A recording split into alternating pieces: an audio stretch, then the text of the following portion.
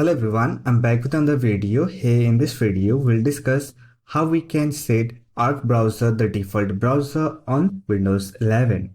So that's been said, let's get started. For that, you have to install Arc browser on your Windows computer. So we already have a video on how you can install Arc browser on Windows 11. So I'll provide the video link in the description box. After that, simply open your Arc browser and simply click on this Arc icon. Then click on Set Arc as Default Browser and it will open Default App Settings window.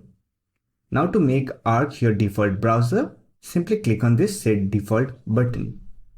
After that, it will set Arc browser the default browser on your Windows 11. So that's it. This is how you can set Arc browser the default browser. I hope this video was helpful to you. If you found this video helpful, don't forget to hit that like button and subscribe the channel for more videos like this. Bye for now. See you next video.